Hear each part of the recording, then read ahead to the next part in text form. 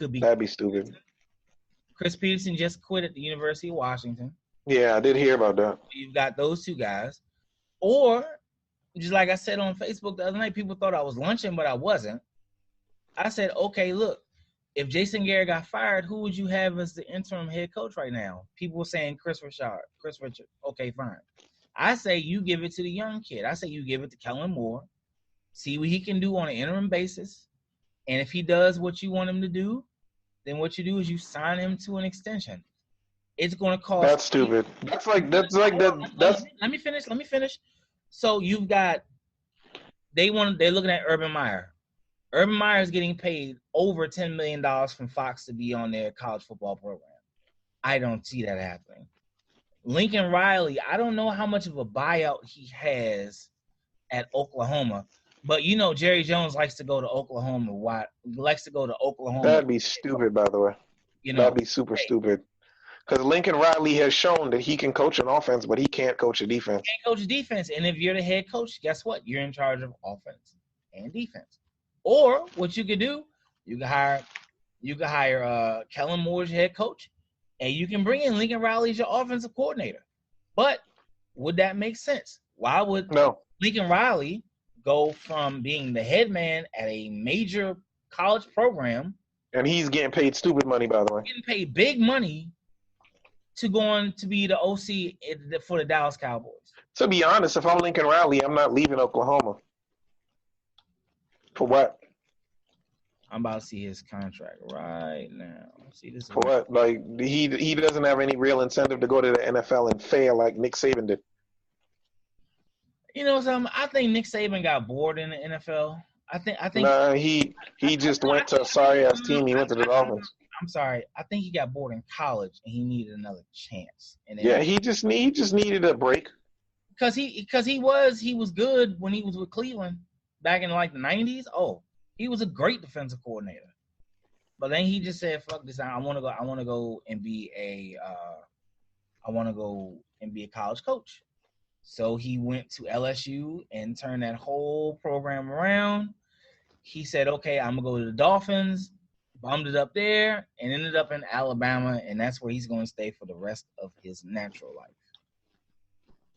Lincoln Riley. All right, you know what? I got a question for you and all the people listening. Shoot. What is the one head coach in college that you would have loved to see in the pros? Football, basketball, whatever. What is the one coach, the one college coach, a guy that just excelled in college? For me, it's Krzyzewski. Yeah, I would have loved to see Krzyzewski try to pull that Duke magic in the pros on some scrub team. I would have loved to see it, but I know he's never leaving Duke. I would like to see that as well because I think that Coach K has like this zen over his players. He always gets them to produce. That's what I'm saying. Like he has made guys a lot of money. A lot of money. Making a lot of money.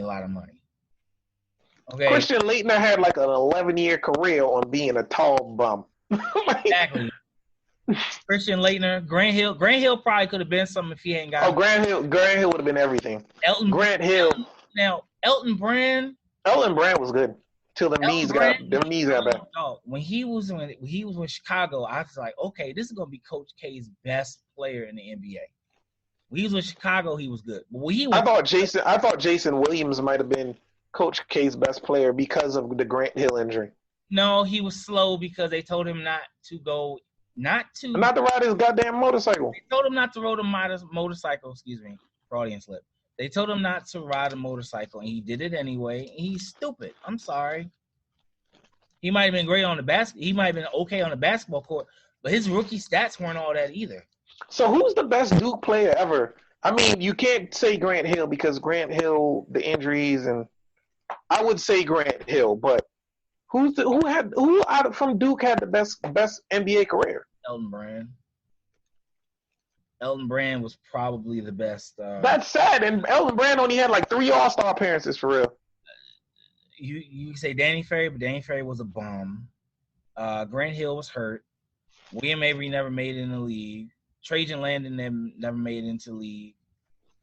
Trajan Langdon did make it in the league. He was on the Grizzlies for like 3 years. Bum. J.J. Redick. Get the fuck out of here. J.J. motherfucking Redick. J.J. Redick is a one-horse pony.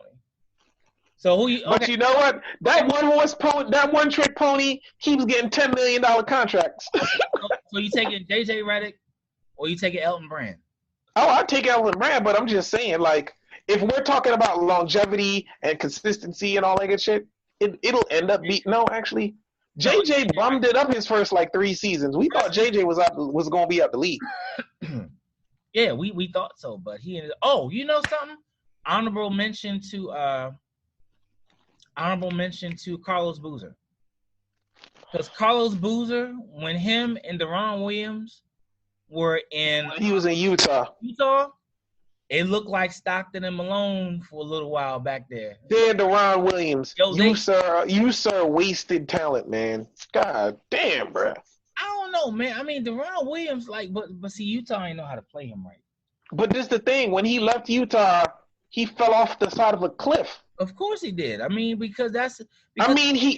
cried his way out of Utah and then fell off a fucking cliff. I mean, where did he go? He went to Brooklyn next, right? Yeah, he went to the Nets. And then he had like one good season, and then it was it. Okay, so damn, where the hell? We was back on football. We was on football, but I'm just saying, who is the college coach, football, basketball, that you would love to see in the pros that never just didn't do it? Oh, damn. Darian said Kyrie Irving. Get the fuck out of here. Fuck out of here. What? He got a point, though. I mean, no. No, he has a point. Think about Kyrie Irving. Kyrie Irving has already won an NBA championship. He's a household name. He's a great defender. He's a team cancer. He's T.O. of basketball. Stop yourself. He's very selfish, and he's a team cancer.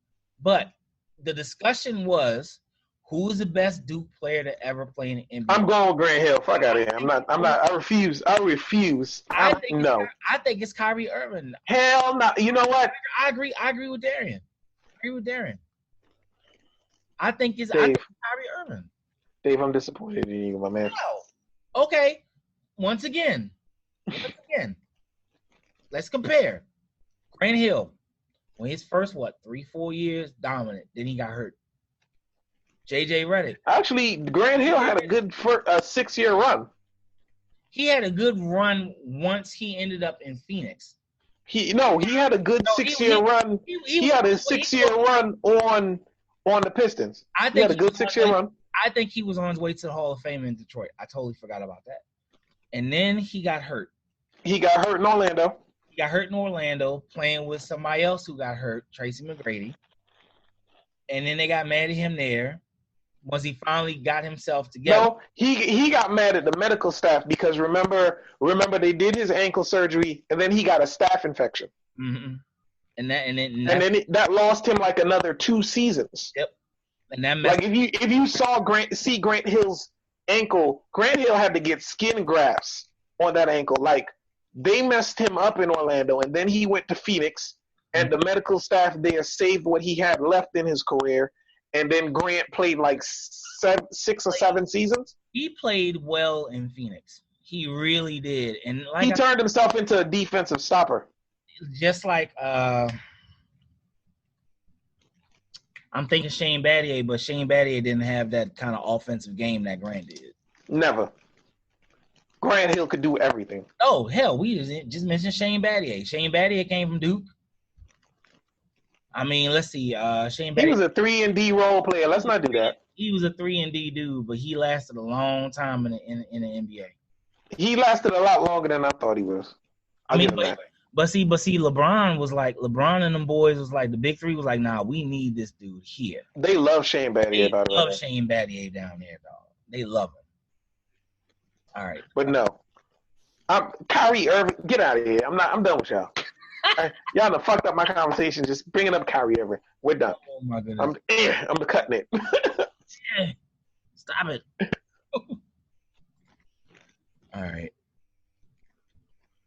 Is this Lane Kiffin nearing deal to become the next head coach at Ole Miss? Oh, Father in heaven. They keep giving this guy chances after chance after chance after chance. Oh, I'm sorry. I do not like Lane Kiffin. All right. You know what? The only black coach that I've seen get as many chances as Lane Kiffin was Cincinnati's head coach. Can't remember his name. Current head coach? Nah, their old head coach. Marvin Lewis. Marvin Lewis. That's the only African American coach I've seen get as many chances as Lane Kiffin to be a fuck up. Marvin Lewis. All right. And that's because Marvin Lewis knew where the bodies were buried. Well, he had to have some gay porn on the owner or something. He had to have something on that dude. Nah, my thing was like the funny thing about that was, and we'll transition after this. The thing about it was with him was I was surprised he's just so middle of the road, but they was like, okay, well he ain't a great coach. He the black Jason Garrett. That's a good damn comparison. Good comparison, bro. Oh man, I'm sorry, Marvin Lewis. I just threw you under the bus. I can't. But I was like, Hugh Jackson went what, like 2 and like 80, and he still kept his job until they were just like, you know something, man, we gotta get rid of this bum, and we actually need to win. They might have been purposely tanking. Yeah. All right. So what we're gonna do now? It is time for our pick six segment. We're gonna pick 6 games. We're gonna throw in a little bit of college football, and we're gonna pick 3 games from the NFL.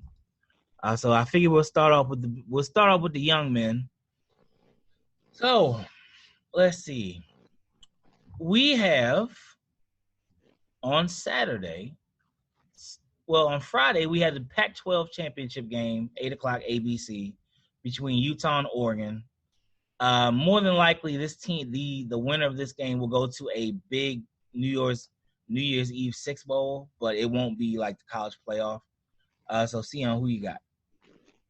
Who's playing? Utah and Oregon.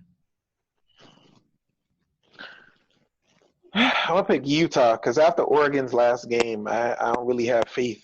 Justin Herbert might need to stay another year.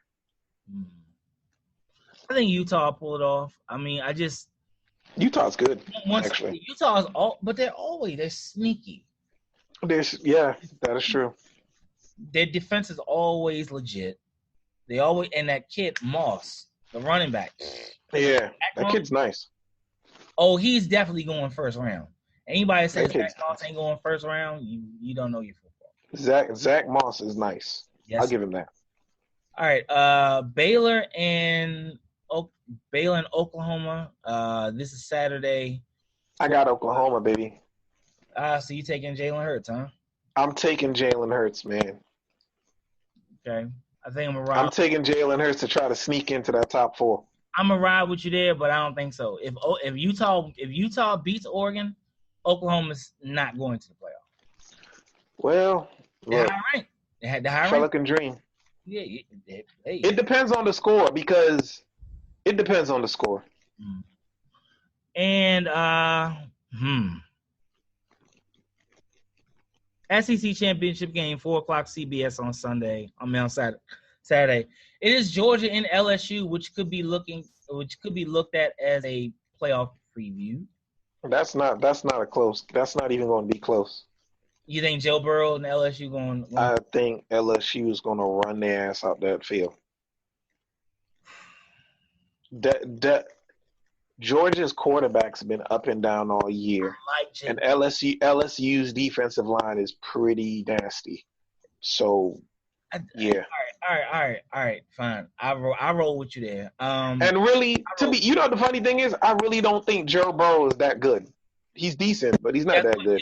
His wide receiver, he's probably going to be a top 3 pick. But he'll be a top 3. His wide receivers are elite. He'll be the next Cincinnati Bengals quarterback. I hate you, man. Hate you for saying that. Hey, he might be in Miami. He might be. Yeah, you're right. He will be. He will be. So you've got. We're not even counting defensive players, because Chase Young is going to be number 1.